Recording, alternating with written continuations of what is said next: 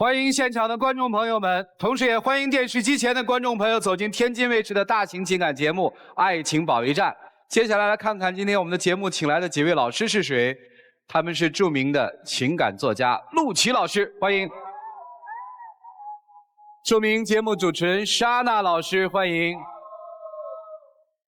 心理专家于继静老师，欢迎；胡磊老师，欢迎。了解一下他们如何帮助今天的嘉宾朋友走出情感困惑，认识一下这位吧。各位请看。他总爱管着我，还那么小心眼儿。我们在一起是为了舒服，而不是天天吵架。为什么就不能听我的？我又不会害他，可他天天只会由着性子胡来。我就是一个喜欢自由的人，可他总按他的想法来要求我。我希望有什么话他能正面和我讲，而不是钻牛角尖，这样也许我会更自在一点。我做的一切都是为了他，可他就一直没放在心上。跟他在一起，我心里总悬着一颗石头，我也很难受。掌声有请这一对，有请。小陈，24岁，来自辽宁物流，有请小陈，有请。小云，22岁，来自河北学生，有请小云，有请。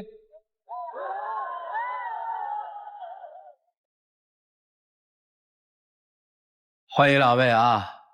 跟他谈恋爱心里不踏实。对，跟他谈恋爱心里太不踏实了。谈恋爱是为了快乐的。对。现在不快乐了。说交往了1年多了是吧？认识是在顺风车上认识的，是吗？对。能讲讲经过吗？就是有一次我坐顺风车嘛，然后我俩就碰到了，可能觉得这个女生长得太漂亮了，一定要她的联系方式，然后就要了我联系方式，然后后来一直在网上追求我，结果我觉得他挺真诚的大男孩，然后个子挺高还能保护我，我就同意跟他在一起了。他是开顺风车的是吧？不是，是我们两个都坐顺风车。都坐顺风车。对。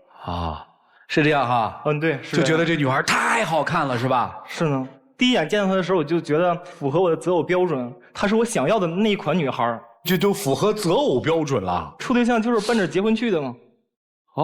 是这样的哈。怎么了？你们俩之间不是都挺好的吗？又是你那一款女孩，对吧？又能给你安全感，又能保护你，怎么处了1年多就处不下去了呢？这么长时间以来相处下来，我觉得我真的受不了他。咋了嘛？他这个人就是特别大男子主义然后呢还贼小心眼儿，然后事儿特别多，话特别多，很烦人。举点例子行吗？就是说我这个人嘛，就是爱自由，我性格就是身边一大堆朋友，然后我也特别愿意跟我那些朋友出去玩，再结交一些新的朋友但是呢他就不愿意让我出去玩。主持人你不知道他那些朋友，他经常爱去夜店，他跟他们去夜店每次喝得烂醉，都是我开车给他接回来。你说他一个女孩这么大，不知道好好照顾自己吗？我替他操多大心呢。可是我之前在夜店是工作呀，我在那儿兼职，然后他后来死活不让我去。你都没有想到，一个大男人这么高，1.9米的大个儿，哭着喊着求我说：“你能不能别去了？”那你说我一心软，是没去了。不是挺好的吗？对你多好啊，一点不大男子主义啊。可是他把我这工作泡汤了呀，搅黄了呀。没有，就是他之前非得去那儿做兼职我身为你男朋友，我能接受得了吗？再一个，他在那个夜店那帮朋友就是要家玩，他对你有什么好处啊？我做这些不也为了你好吗？你看他是我朋友，你都不知道他最后在背后捣什么鬼就是他偷偷看我手机，存了几个我朋友的电话，然后私底下给人打电话说：“你能不能出去，不要叫我女朋友了？跟你在一起都学坏了啊！你们这些女孩不是什么好女孩。”我可没有那么说，主持人，就是他之前他总跟他女朋友去夜店，你说你闺蜜带你学点好不行吗？就你是有男朋友的人。可是他也不能这么说我朋友呀，我们以后怎么相处怎么交往。我没有说你朋友，主要是你一跟他去夜店玩，我给你打电话也打不通，怎么联系也联系不上他，你知道吗？然后我只能给她闺蜜打电话联系她闺蜜，然后就我平时我跟她说什么话，她脾气比较急，跟她说什么她都听不进去，然后只能叫她闺蜜跟她说，她能接受那么一点儿。这听明白了，男生不太能接受自己的女朋友去夜店。对呀，成天去，连陪我的时间都没有了。那就不对了那后来不是不在那儿工作了吗？那就行了嘛，不工作就好了嘛，这事儿不就过了吗？不是但是你知道，他不仅跟我女闺蜜搞这一出，然后他还私底下跟我男闺蜜串通。我男闺蜜铁哥们儿关系那么好，他私底下跟人联系，想要离间我俩的关系，给人家送了一双球鞋。你知道跟人家说啥吧？让人家跟我表白。你说他这啥意思啊？有什么企图啊？哎，主持人，你知道吗？我真的是搞不懂，他还好意思在台上说这种话。你知道，就是她陪她男闺蜜的时间比陪我的时间都要长。你知道，我有些时候我甚至都搞不明白，到底我是你男朋友还是你男闺蜜是你男朋友？你有时间多陪我不好吗？怎么都这样了，那还给人送一鞋？没有，我主要就是想让她男闺蜜测测她。再一个，我就觉得他们俩关系都好成那样，你让他去测他，你多傻呀！其实吧，我在这方面还挺信任我女朋友，就是她一直以为她跟她男闺蜜就是普通朋友关系，但是身为一个男人都知道她男闺蜜那点小伎俩，我觉得成年男女之间就没有那种纯洁的友情。但是她当局者迷啊，我必须得叫她知道她男闺蜜到底是个什么样的人啊！你能不能看破你男闺蜜啊？不是你送了鞋是吧？然后怎么跟她说的呢？说哥们儿送你双鞋，我女朋友我不要了，你跟她表白吧。我当然不能这么说了，你怎么说的？我就说那个兄弟，麻烦你个事儿，就是我想那个测测我女朋友，你帮我演一出戏。然后没成想，这兄弟太不靠谱，这戏还叫他给演砸了，你知道吗？他背叛我了，我这个钱也白花了。啊，他怎么演的？他到我女朋友那儿，他就把这个事儿都和盘突出了。那当然了，人家俩好啊，人家是闺蜜呀。但是他当时他都答应我了，说那个配合我演这么一出戏啊。行，这是他干的。对呀，后来我就生气啊，我就跟我男闺蜜说，那你就跟他说我同意了。然后结果人家跟人家哭着又求人家去了，又送了一双球鞋，说你不要跟我女朋友好。你说到头来他成冤大头了，闹这出气是为了啥呢？又送礼了，这不送也不行了，这第一件都送了，但是这个事儿得办完吧？不是你傻呀？没有，我那个情商好像是有点低。不是，人家都把女朋友呛了，你不跟人战斗，你还送礼？他干的哈？对呀，挺可爱的，很单纯。可是他把我跟我的朋友之间的关系都搞黄了，我女闺蜜、男闺蜜，我们以后相处多尴尬呀！也就是说，现在这些好朋友也就对你敬而远之了，对吧？对呗。因为他们也不忍心欺负这么老实的一个孩子，是吧？不是，被他也赶跑了，就觉得我男朋友这礼送的值，看来哈，男闺蜜也疏远了，是吧？女闺蜜也高。所以你现在是孤家寡人了，是吧？对呀，可是我这个人就希望有一堆朋友啊，喜欢认识各种朋友，而且你知道吗？我这个人爱吃点什么羊下水、羊腰子，我就好这口。但是他不让我吃，为啥？他说这个东西对身体不好，然后说引起胃癌。哎，主持人，你知道他就喜欢吃那些乱七八糟的东西，你说他吃那些东西既不卫生又不健康，那对他身体能好吗？再一个，哎呀，真是我不理解他为什么一个女孩喜欢吃那种东西，你吃了之后。你生病不还得我自己来照顾你吗？再一个，你吃完那个东西之后有怪味儿，我一闻都恶心，精神上物理上全都臭。行，我听明白了，就是听到这儿，就是男生对你管束的很多嘛。对呀，听懂了啊。然后呢，就是我前一阵驾驶本下来了，我想开车了，借了一个我朋友的车，我就要去开车，结果他非得不让我开。为啥？那我不让开不也是为他好？你说他一个新手，他刚拿驾驶本。他在驾校开车跟他真正上路完全是两种不同的体验，他非得开车，不是就得上路练啊？是吧？是我没有不让他上路，就是善意的提醒他一下，叫他提高警惕，注意安全啊。你咋说的？然后他就听不进去，你知道我跟他说什么他都听不进去啊。结果后来我不搭理他，我要上车开车，他悠悠的来一句：“你现在要开车，一会儿肯定出事儿。”你说这是一个男朋友应该对上路开车女朋友说的话吗？这就是诅咒嘛。对。哎，我不是这个意思，我就是说，他就这么想提醒他一下。就他不会变通，点不就完了吗？我跟他是我之前提醒过他，可是就是他听不进去，所以说只能用这种方式才能叫他记住。可是他不理解我，你知道吗？我做这一切其实全都是为了他好啊。结果我自己上车不打他了，他屁颠屁颠上来了，把那安全带系得紧紧的扣那，手扶着那个手握，好像要验证他上一句说的话，慷慨赴死去了啊。然后呢，一路上喋喋不休。我这个水平其实我正常驾驶没啥问题，对吧？结果他在那儿吵得我心烦意乱的，我就生气了，我就吼了他一句，我说能不能别说了？结果呢，不跟我作对了，然后看着一个车从我旁边要超车，本来离我挺远的，没怎么地的，摇下车窗跟人家司机师傅大喊：“你会不会开车呀？”我觉得挺莫名其妙的。那你再想想，这句话是对我说呢，还是对那个司机说呢？这不重要，你开好你的车就行了，姑娘。不行，他在那儿吵得我心烦意乱的，我就一拐弯就不小心碰到旁边停了一辆车上了。当时他皮糙肉厚的，给自己保护的好好的，一点事儿没有。我这人细皮嫩肉的，头上就划了一个特别明显的那个一道痕，然后都肿起来，挺疼的。然后下车之后我就解决这个事情呀，结果他非但没说赶紧送我去医院，也没把这件事揽到他身上，而且还来了一句，这回出事了吧。哎，主任，你知道吗？其实我早就提醒过他，你新手上路一定要提高警惕，注意安全。可是你听我的吗？而且你知道，就是处理事故的时候，他是朝他朋友借的车，但是他所有朋友联系方式设好几道密码在他手机里，我根本都查不到，你知道吗？然后他还怨我，为什么我不处理这个事故？可是我能联系到你朋友吗？我怎么处理这个事故啊？你说当时他给我闺蜜都打了电话了，都能联系着，这回出正事了，人家联系不着我朋友了。那不就是那件事之后你老防着我吗？你所有朋友联系方式你一点你都不让我知道。因为啥防着你还不知道啊？你为啥防着呀？就是他总从手机偷偷拿我闺蜜号码给人打电话，那谁受得了呀？行，了解了。还有啥呀，姑娘？这件事之后吧，我挺生气，挺失望。我觉得我要着男朋友有啥用啊？也不知道帮我解决事情。然后开车之前诅咒我，开车之后又来啊，出事了吧？我其实真的说实话，心里真挺失望的。我就不想搭理他。然后结果呢，过了2天，他跟我来句啥呀？我父母来了，想要见你。你说他父母是主动要求来的呢，还是他给搬过来当救兵的呢？要哄我呀？但是我不想去呀。那我父母来不是因为我在乎你吗？你说我一心一意全都是为了你，我为你付出这么多，你总是忽略我的存在。啊，父母来了怎么了？然后他就非得让我见他父母，但是我觉得我俩正吵架呢，我俩的事情不至于上升到父母那儿，就我俩解决呗。而且我俩当时恋爱关系也不至于谈婚论嫁吧，不想见他父母，非得让我去，叫我好几次我都没去。然后结果呢，最后一次他父母要走了，前一天来找我了，说他父母要走了，要见我一面。我不去啊，我跟他解释半天了，他也不听我的，我就不想跟他说话，我就走了。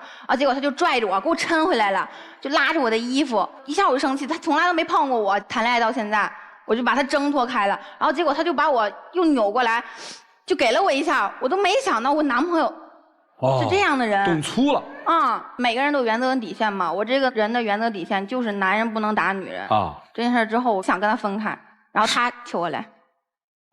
等于今天来之前是处在一个要分手的状态，是这意思吧？对，其实就是扒拉他一下，他就认为我打他了。但是吧，确实是我冲动，我这个不也跟你道过歉了吗？你怎么总是还是纠结这个问题呢？这个事儿发生有多久了？就是前一段时间。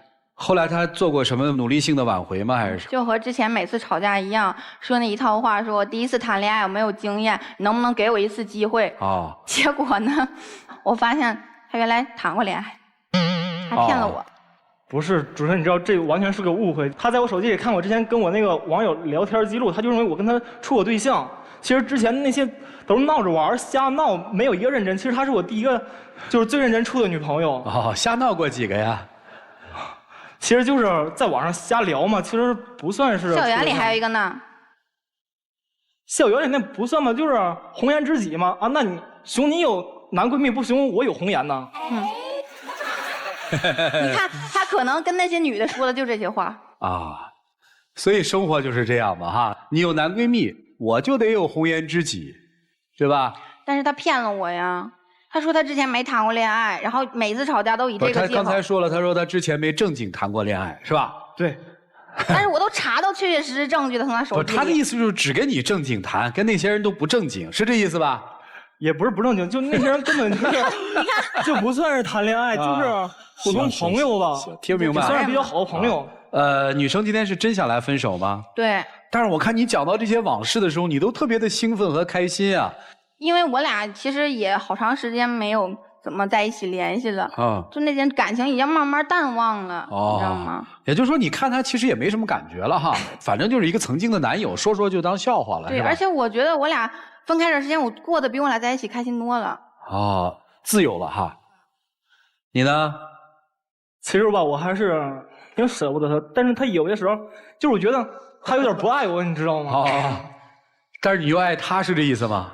我就觉得她是我第一个就是最认真处的女朋友，你知道为她付出了那么多就是我对她无微不至的关怀，可是她总是以为就我对她的关怀就变成她一种负累，我搞不懂她这人是怎么想的其实老师，你看他说那些话，好像句句都是在说他改变我，把这个女朋友改变成一个他心目中的女朋友，而不是说慢慢接纳我，是吧？我已经跟不上你们的节奏了，跳得太快了。下面4位老师跟得上，我们一起进入丘比特问卷。这个不是谈恋爱的模式啊。对了，这个男生你这个不是谈恋爱的方式和模式，就你们之间那个关系的相处模式啊，是妈和女儿的模式。就是妈和女儿之间的相处是这样的，比如说第一个相爱相杀，就我很爱你，但我老要指责你。第二个叫生活方式的碰撞，我又要照顾你，我又想改变你。你看，这是典型的妈和女儿的那个模式，因为妈和女儿是处于2个不同的时代，所以生活方式它一定是不同的。然后呢，我又特别心疼你，想要照顾你，但是因为我跟你方式不同嘛，所以我决定要把你拉到我的生活模式里面来。我相信你刚才那句话说这是第一个正经谈恋爱的，我相信，因为你不会，包括你到他身上你也不会，你不会做一个男朋友，你也不知道一段真正的恋爱关系里面，一个男生一个男朋友应该怎么样去对待一个姑娘，就他不是一个你可以管得住的人，或者说他也不是一个你应该去管的人。如果你爱他的话，他又不想你管的话，你为什么要去管他呢？说白了，说到底，你毕竟不是他妈。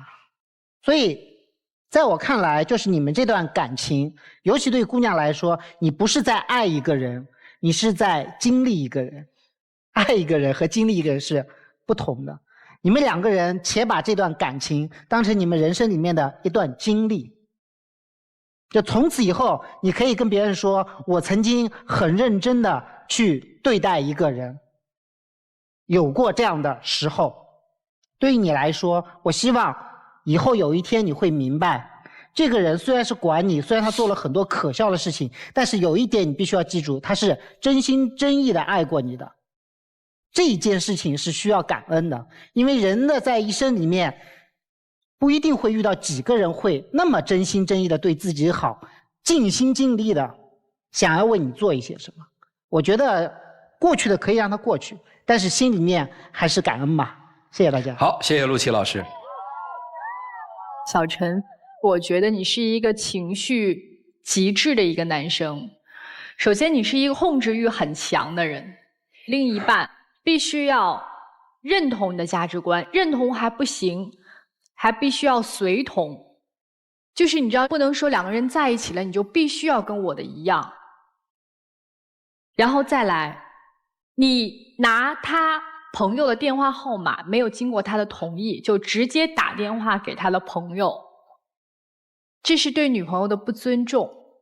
因为谈恋爱的是他，跟他的朋友没有关系，你不能在没有经过他的同意下就直接跳过他去找他的朋友，而且对他的朋友进行说教，你没有这个权利，这是对他的不尊重。还有就是你在这一段感情当中，我觉得这是一场自我感动式的爱情，就是你觉得我付出了很多，可你真正知道他想要的是什么吗？你自认为付出的多，所以我就有了更多的权利，我可以对你说教，我可以管教你，你必须要听我的。但不是这样的，不是说付出的多，你的权利就越多。而你现在放不下，不是因为有多么深爱，而是因为不甘心，而这种不甘心正来源于你自我觉得我付出了这么多，自我感动嘛，还沉醉在这个情绪当中呢。所以我觉得你要想明白这一点，控制欲，还有你的不甘心，和你真的发自内心的、真心实意的、单单纯纯的去爱他，哪个更多一些？因为你根本不知道这个姑娘她到底要的是什么样的感情，你对她的付出、对她的关怀和关心，在她看来，那是给她带来了压力和枷锁，让她不快乐了。好吧，就说这么多，谢谢。好，谢谢尚大老师。男孩，你那么的操心你的女朋友的那些细节的事情，你觉得累呢，还是快乐呢？我觉得有些时候自己也很累，也很累是吧？对，但是我希望就是他能变得更好一些吧。嗯，对，你的动机想法，没错的。你觉得这样的话，也是对他的一种付出和保护。我大概推测到你应该是一个爱操心的人，大男孩小心眼，心比较细。但是啊，如果你过多的去操你女朋友的心，或者操别人的心，甚至干预了女朋友甚至女朋友的朋友的生活，这绝不是一个心理成熟和独立人格要做的事情。这个会搞得你的女朋友乃至你女朋友的朋友，他们也很累，而你是吃力不讨好。其实很多的婚姻问题、恋爱问题，包括人际关系问题，包括个人在职场成就的问题，都和人的心理成熟度相关。所以一场恋爱也是在照镜子，知道我的问题在哪里，为什么我谈的恋爱不顺利，所以要反思这个问题。你会发现，当你越操对方的心，你发现越操不完的心，你进去了就回不来。当你真的能够痛下决心，我放下，你发现，哎，你轻松了，对方也轻松了。但是不管怎么讲呢，我觉得男方的确爱得多一点。但是有一个问题，你动手这个事情是在前面所有当中，我认为最主要的，请小云要记住，这件事情必须要有回应。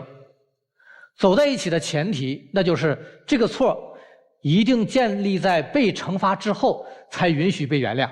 就是这件事情不管轻还是重，第一次如果没有处理好，那么第二次、第三次就会越来越重，会肆无忌惮。那么你们俩协商好，你愿意接受什么惩罚？这样的话，你心里面也觉得这坎就过去了，他也受到相应的惩罚了，你们才能继续往下走。如果这个关系没有处理好，其他的事情就不要再往下走了。这是我给小云的一个忠告。好，谢谢于老师。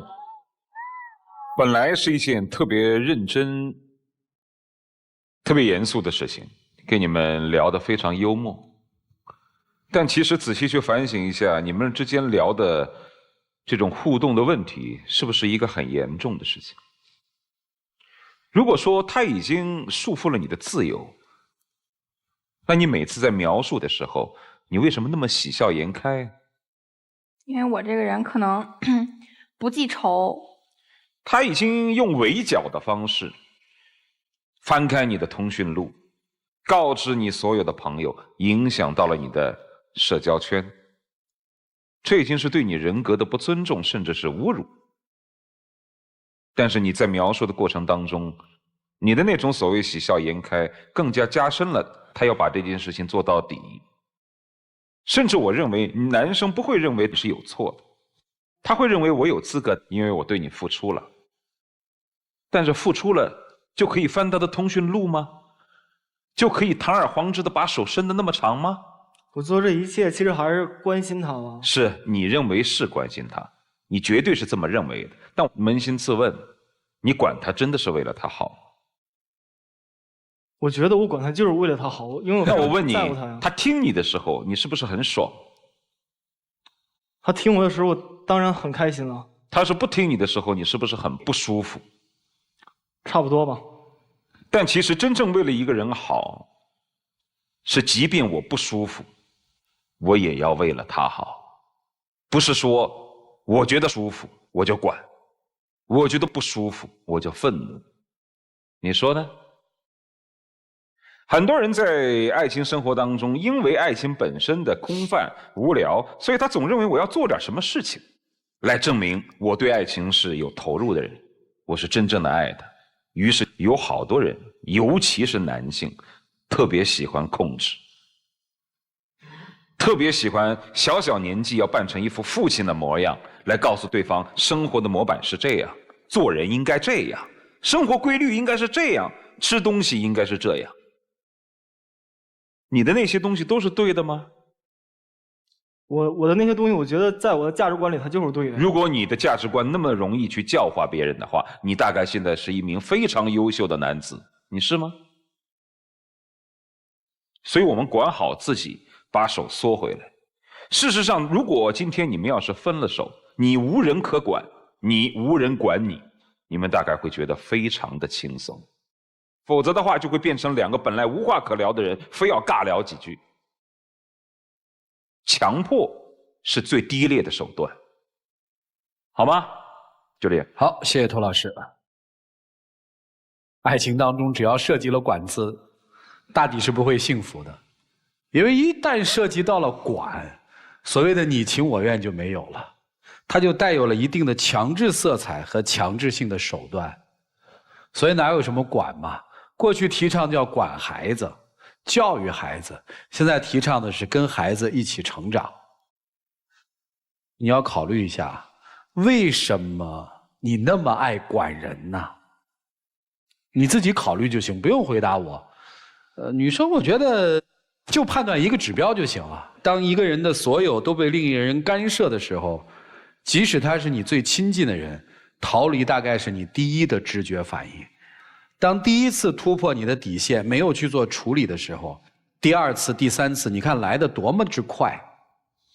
从约女闺蜜到约男闺蜜，从约男闺蜜到管他怎么开车，从管他怎么开车到管他吃什么，从管他吃什么到强迫他去见自己的父母，完全按照自己的要求来。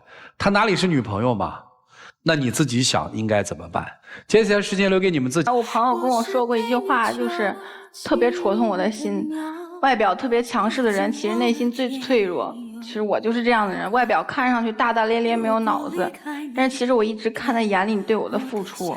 可是我这个人真的是一个自由飞翔的鸟儿，你知道吗？我现在被你折了翅膀，关在笼子里，可能你想象不到我的痛苦。我真的不是责怪你还是怎么，我真的是自己不自在跟你在一起，你懂吗？但我做的这一切都是为了你好啊！你说你一个女孩子，年轻的时候不好好保养自己的身体，以后老了的话，那身体不都造完了吗？可是你还是不明白，我就是一个向往自由、无忧无虑的鸟儿啊！然后你还总是要把我召唤回来，还是认识不到你自己的错误。因为我在乎你，因为我在乎你才做这些啊！谢谢两位的分享，请回吧。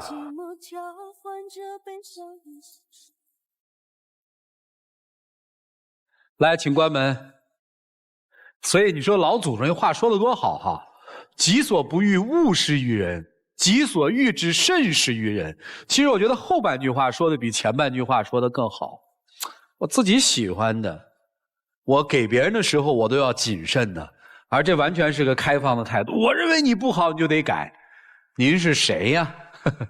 别说他是不是鸟儿，我相信即使不是一个鸟儿，你应该让他自愿。所以爱的真谛是什么？大家好好的琢磨琢磨。这一对挺给启发的。年轻人谈恋爱的时候放松一点啊，恋爱是让你向上的，恋爱不是来毁掉你和另外一个人人生的。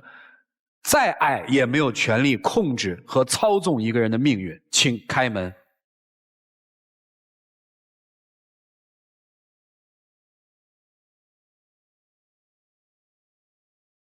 有一种悲伤是少之与你分开思真爱过吗？真爱过。后悔吗？不后悔。好了，加油吧，重新开始。在爱的时候别那么紧张，对人好的方式有很多，显然管是最错的一种。谢谢你啊，请回。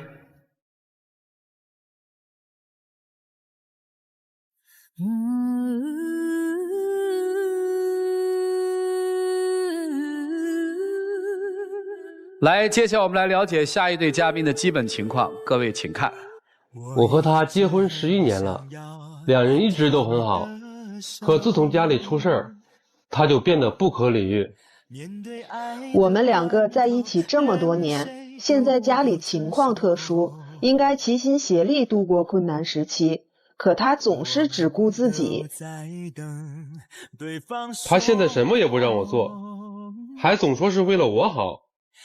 脾气也变得越来越差，搞得现在生活一团糟。我一直在为了这个家考虑，但他却不能体谅我，还埋怨我，我也不知道该咋办了。掌声有请这一对，有请。刘先生37岁，来自河北个体，有请刘先生，有请。揣女士39岁，来自河北，财务，有请。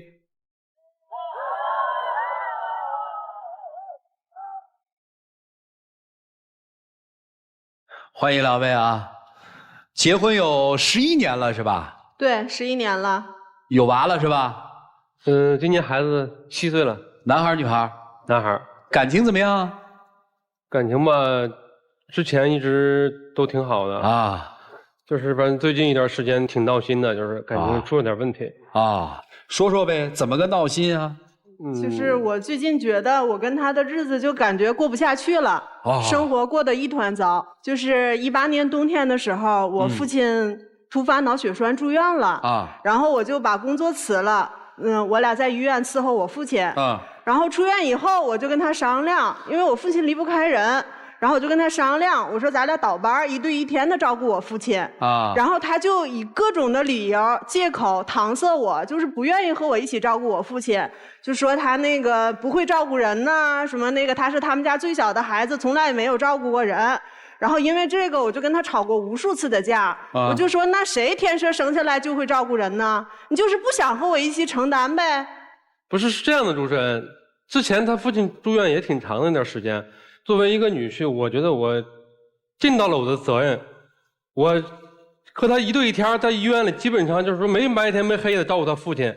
他现在还这样不理解我，我觉得真是我就无法接受。那不是你应该做的吗？那我的父亲不就是你的父亲吗？你不应该照顾他吗？不，等等，到了这个岁数啊，都有这个问题，所谓上有老下有小，咱们碰到这问题要冷静啊。现在等于您辞职了是吧？对对。您辞职了，他也不上班，也是1对1天的照顾，那家庭收入怎么办？咱先理性。我是我父亲住院的时候辞职了，然后他回家了以后，我就找了。住了多久啊？住了2个月。住了2个月，是不是在住院期间，他跟你一人照顾了1天？对对。照顾了2个月，对吗？对对。现在父亲出院了，你希望继续保持这个模式，是这意思吗？对，因为我父亲离不开人。是这样的，老人现在已经出院了，病情比较稳定，处于一个恢复的阶段。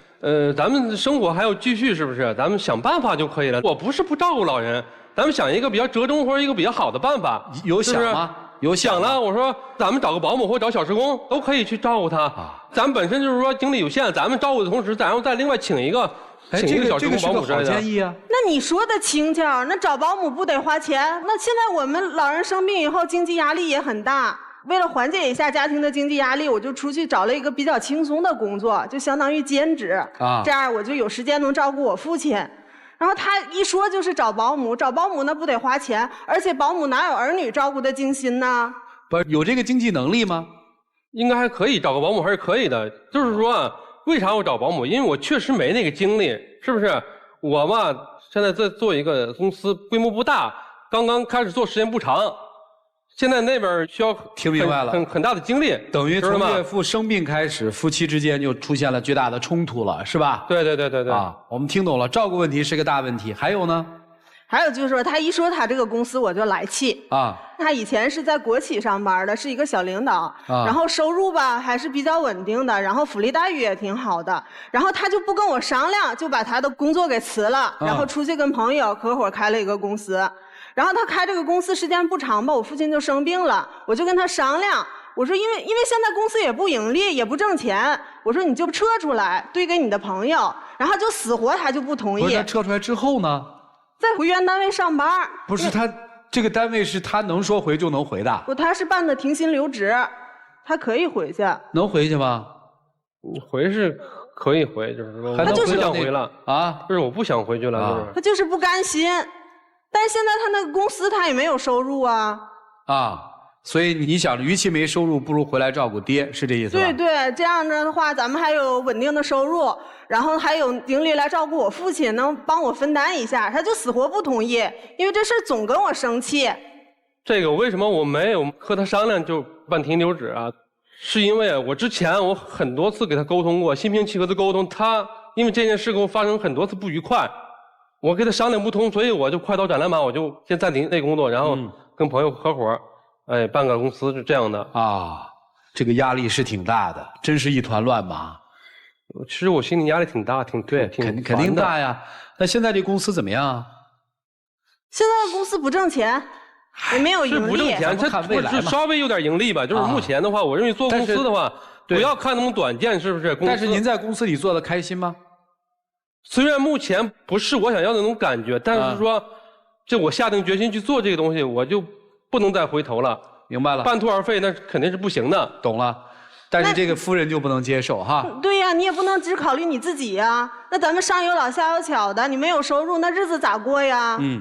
我感觉家里有事儿，他一点都不往心里去啊。就因为我这工作性质嘛，月初我肯定要加班。有一天晚上我10点多回家了，就看到家里面，一进门我就要气疯了。家里面烟雾缭绕的，他跟几个朋友在家里面啊喝着茶水，玩着牌，然后孩子衣服都没脱就在床上睡着了。当时我就特别生气，我说咱们家都到啥状况了，然后你还有这个闲心从那玩。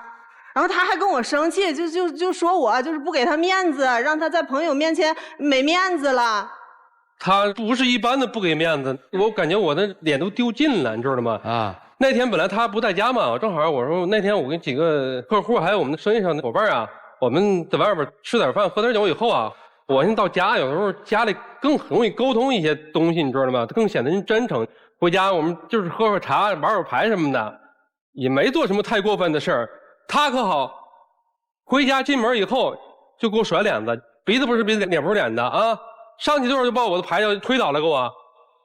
你说我一大男人，啥情况了？你还有这个心情呢？你就不应该把你的朋友往家里面带。我只是偶尔带了一次，对不对？他说现在这个情况没有你想象那么严重，是不是？我岳父现在病情比较稳定，就是说他虽然目前不能自理，但是他恢复按医生那个说法，应该恢复的应该还不错。不至于像你想象的，就因为这点事儿你就给我这么闹，是不是？行，我们知道了，就是面临一个巨大的压力之下，夫妻之间可能会因为各种小事就争起来、打起来，觉得不愉快，是吧？对，经常吵架。还为什么事儿会吵啊？最近？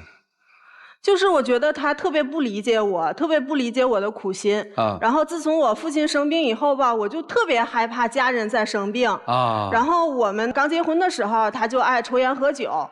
但是自从他自己出来干以后，也是家庭有一些变故以后吧，他抽烟喝酒越来越严重了。然后我就跟他说，我不想让他再抽烟喝酒了。一是你不抽烟喝酒对你身体有好处，二是你把抽烟喝酒省下来的钱，你可以给父亲买点营养品。然后他就是不听，说我什么限制他的自由了，因为这个也各种跟我吵。我觉得他特别不理解我。说实在的，就是说一个男人抽点烟喝点酒，这很正常吗？我也不酗酒，是不是？我也不是每天成盒的抽。你说现在家里这种状况，我感觉身心都会疲惫，公司这边压力也挺大，是不是？还没步入正轨。你那边我岳父有病，照顾他，你再总给我闹，我没有别的排解的方法。我喝点小酒，我就是暂时能放松一下。你那都是借口，我让你戒烟戒酒不是为了你的身体好。这我理解。但是什么事儿都有个度，买条烟他给我都折了，扔在一桶里，你说过分吧？我买的酒他给我藏起来，你做的太过了，你知道吗？我是为了帮你下定决心，你自己总也下定不了这决心。你还不如直接把他钱管起来，不就啥都买不了了吗？啊，何必撅那烟还浪费呢？对吧？我已经把他钱管起来了。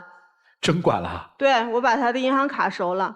因为现在我们这块经济压力也挺大的嘛，再有主持人，你不知道他是个啥样人，就是跟朋友出去吃饭10次有9次他是花钱，然后以前还无所谓，因为我们收入还比较稳定，就现在到这种状况了，我就跟他说，我说钱我统一管理起来，咱们统一分配，然后因为这个他也跟我生气。最可气的是啥呀？他还出去借钱，然后跟他大哥去借钱，然后他大嫂跟我说了，我就觉得特别生气，特别没面子。那你这不是让外人看我笑话吗？那人家还得以为我是啥人呢？借钱干啥呀？因为他把我的卡都没收了嘛。你说一个男人，我每一笔钱都找他去批，冲他去要，你说他可能给我吗？本来他对我办这公司，他就不乐意。所以说我为了避免一些不必要的一些争执啊，所以说我就找我大哥借点钱。这不很正常吗？这个？那你要花钱，你跟我商量啊！你跟我商量，我能不给你吗？那你借钱不还是咱们得还吗？而且你那亲戚朋友会咋看我呀？你就现在你这种状态，我商量能跟你商量得通吗？挺难的哈，应该说妻子心里也不太好受吧？对我也挺。你一方面管着他，是不是他一方面应该对你也横挑鼻子竖挑眼？对，我感觉他事儿可多了。我没有挑他，最近你说岳父生病住院。我觉得我也付出了很多，你知道吗？我照顾我的亲生父母，我都没有用那么大的精力去照顾他。那你不是应该的吗？你不应该那么对我父亲吗？那我父亲对咱们也很好啊。是应该的，但是说你看我照顾你父亲尽心尽力，你看他最近都是因为这些事儿，我吵架以后，我感觉我俩这感情确实是受到影响了。孩子现在谁管啊？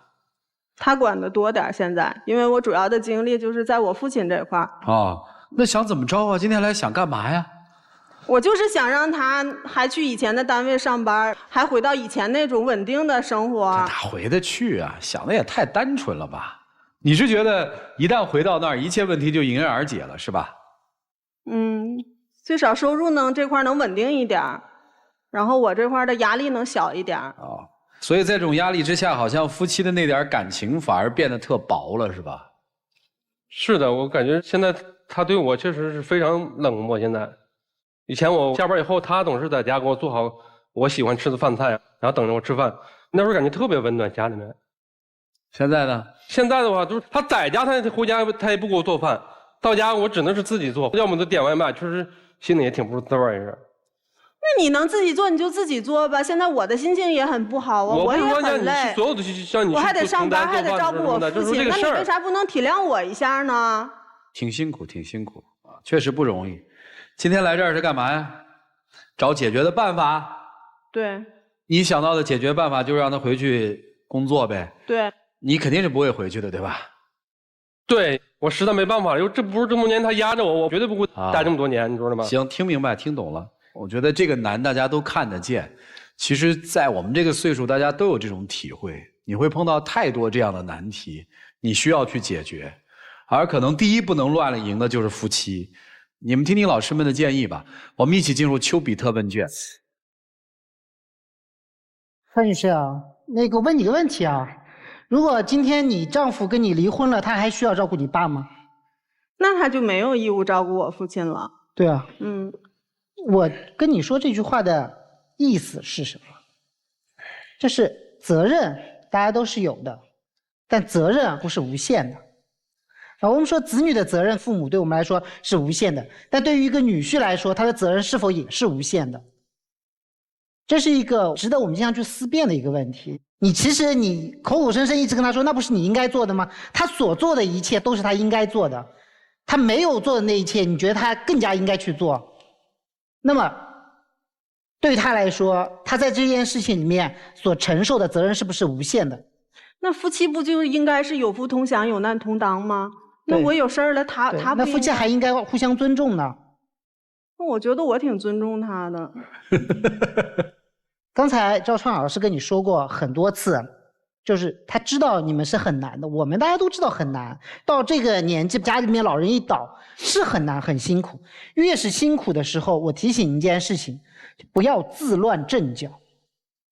就我看来，你刚才提出的很多方案，比如说你让他回去那个工作还算好，你一开始提出的方案是让他跟你一人一天，那他还工不工作了？你已经没有收入了，让你的丈夫也没有收入，这是一个理性的思考吗？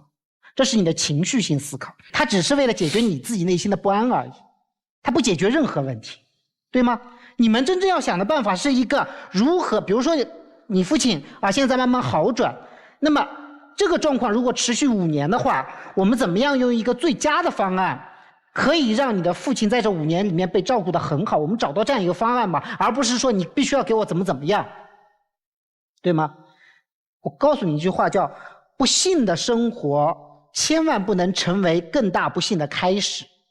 就是你们已经遇上了一个不幸的事情，好，那么这个不幸的事情我们尽可能的我去把它处理好，而不要让更多的人被拖到一个更加深的深渊里面去。现在最大的障碍不是你的父亲，现在最大的障碍是你，对于你们家庭而言，对，你成为你们家庭的黑洞。因为我觉得我要照顾我父亲，所以我要辞职。因为我觉得我们要对父亲好，所以你必须要放弃你的事业。因为我觉得怎么样，所以你不能喝酒，不能抽烟。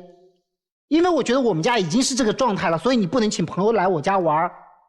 你是这个家庭的黑洞，你把所有人都往这个黑洞扯。你为什么会成为这个黑洞？是因为你内心的不安，而不是事情真的严重到这个程度。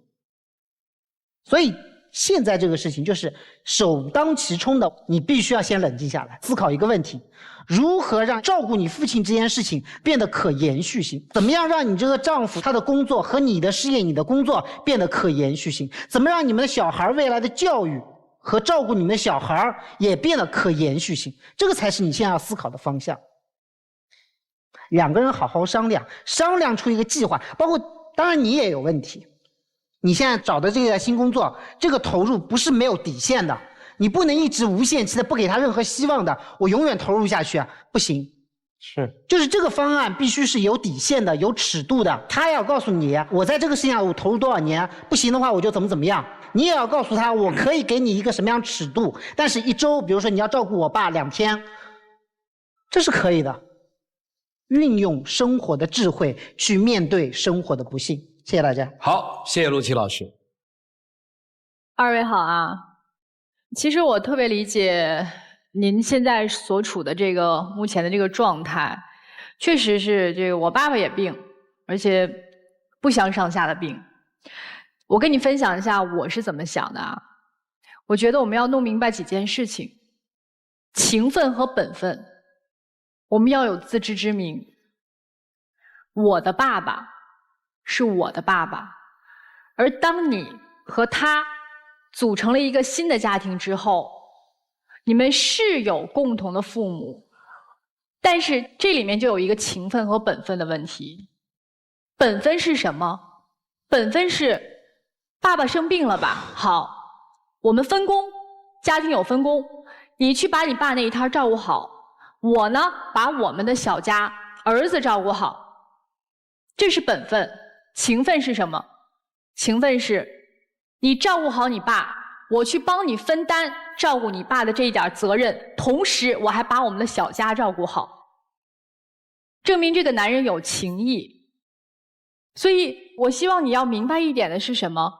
就是他做到了他应尽的一个责任就可以了，你不能无限制的要求他，你不能说这个时候你必须要跟我感同身受。说实话，咱换过来想，现在是他的家里面有人生病了，你会怎么想？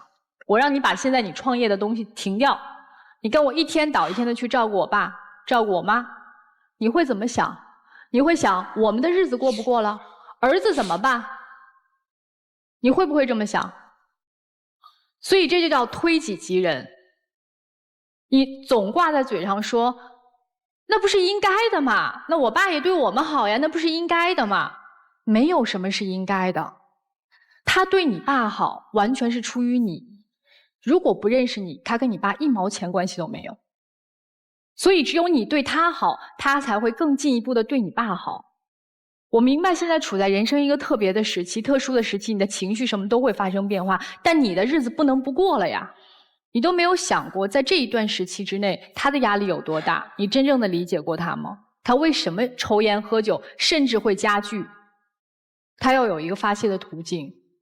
偶尔一次的朋友到家里聚会，都让你砸了场子。所有的人都在为你的情绪买单。因为我经历过这样的时期，我明白，只有你迅速的调整，你让生活步入正轨之后，所有一切才能步入正轨。否则的话，都会跟着你的情绪走，但这个日子就真的过不下去了。我相信你爸爸康复之后，看到你现在这样的日子，更不开心。所以我希望及时调整状态的是你，好不好？好，谢谢。谢谢莎娜老师。刚才陆琪老师那个假设，其实在生活当中非常常见。不要以为那个事情好像和你们俩没有关系，因为我做咨询，像这样的案例，最后把家里搞得一团糟和离婚，是太常见的事情。当然，我希望说，刚才陆琪老师的这样一个假设，它真的不发生。这位女士，其实我也想说我的经历。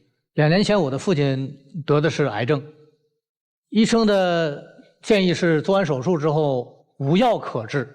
无药可治是2个原因，第一个原因是他的这种类型没有适应症的药，第二是他的病情也比较晚期。但我是医生，其实那个时候真的想的是砸锅卖铁，想尽一切的办法，甚至打听到全世界还有没有可能。甚至后半夜我醒来的时候，我睡不着觉了，怎么办？上网查资料，看书，按道理来讲，家里所有人都应该为救老爸负责。我还有2个弟弟，俗话说母生9子，9子各不同。别的先不用讲，在出钱这个层面上来讲，每个人都不一样。为什么呢？家庭条件不一样，他们甚至不在本地，他们过来照顾也只能照顾几天，如果再时间长的话，工作可能就真的没了，没了再找可能就真的找不到了。所以我没有对任何人有任何要求，我只是用我自己的努力去做这些事情。但是其实当我这么用心的时候，我身边的人他们也没有让我失望，他们也特别用心。所以现在爸爸一直不错，这是一个奇迹。我觉得这是一个家就是能够共同努力的结果。但那个时候彼此没有任何的抱怨。人到中年的时候，这一关是人人都要过的。你的崩溃我非常能够理解，我那段时间日夜又睡不着觉，我只能去看书。我觉得我看了一点书，学点东西，我就好像能够去为爸爸做一点事情，即使可能是无效的。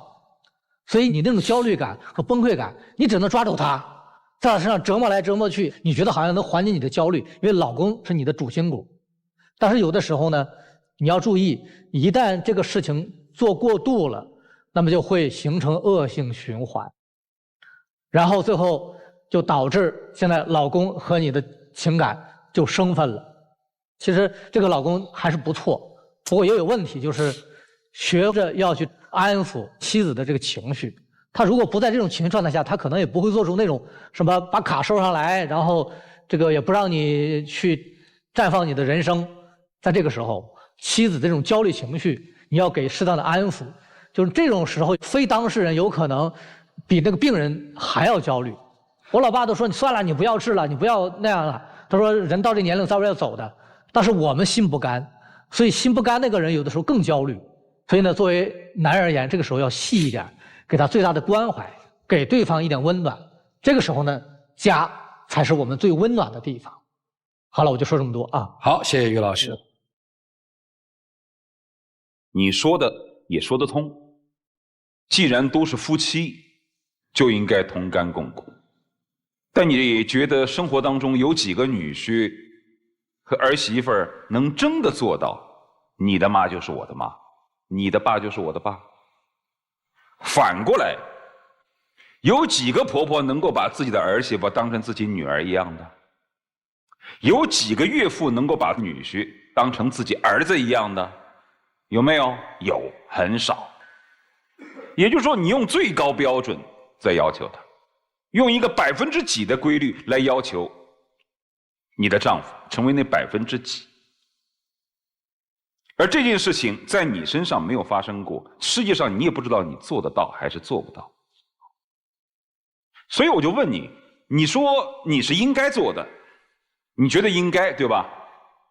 那么他在做到的那2个月当中，你对他是否也应该说声谢谢？是不是也应该？你说过没有？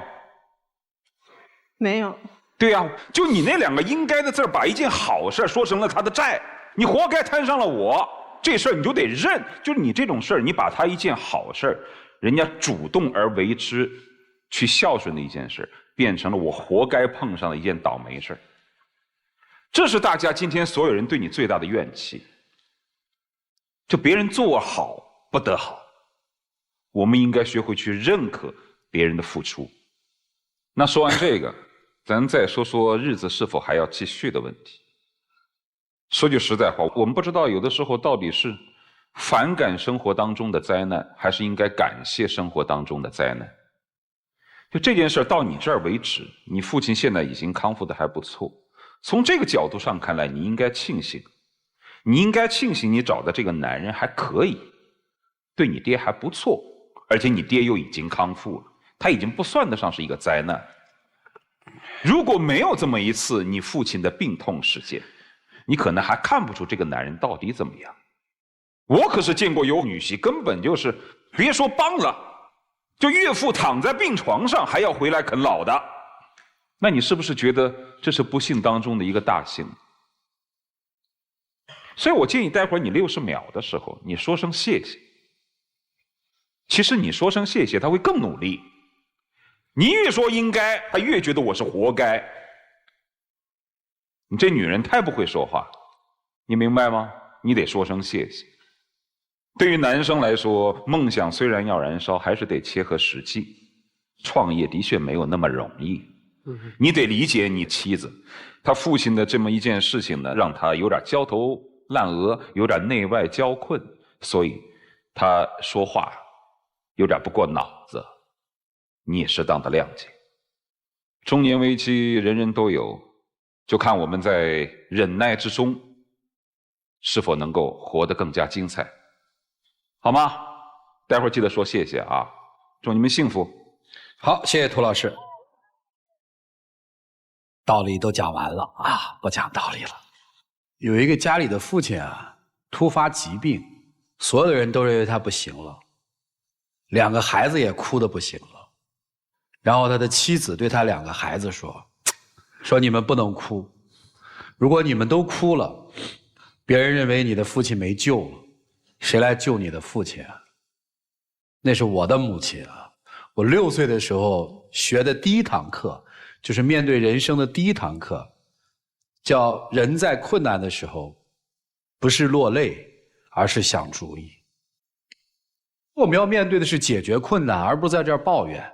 其实我现在特别想问一件事情啊，你们家现在应该是欢声笑语呢，还是愁云惨雾呢？我觉得是欢声笑语，因为爸爸已经病了，装也得装出来，因为你是这个家的女主人。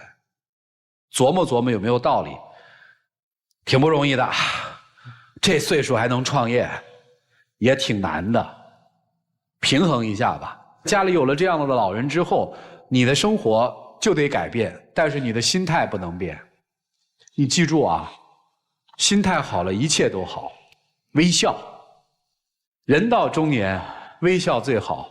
有了微笑，好多日子苦也变得不苦了，是吧，尚娜老师？对，真是这样。你得自己给自己寻开心，加油啊！老婆不错，对你还行，就是比较笨，咱原谅她。微笑吧。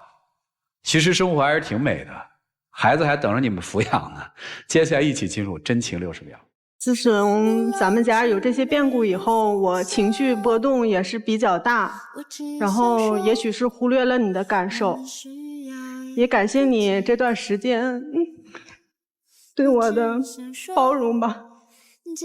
老婆都是我应该做的，以后咱们共同面对风雨。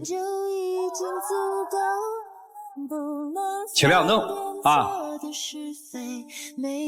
此处无声胜有声。有些时候，一个眼神可能远远胜过你千言万语。夫妻之间就这么点事儿啊！谢谢2位的分享，请回，请回，请回。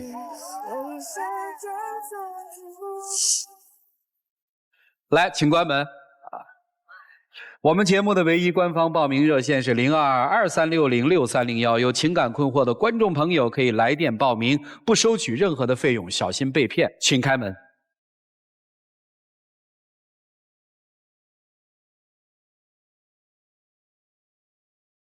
我爱你，你爱我，我们再也找不到借口，就像是第一次一起飞着。来，有请我们的小花童，有请。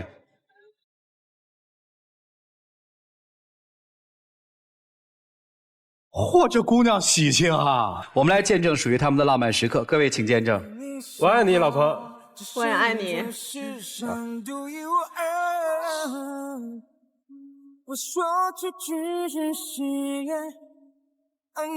谢2位，请回。谢谢老师。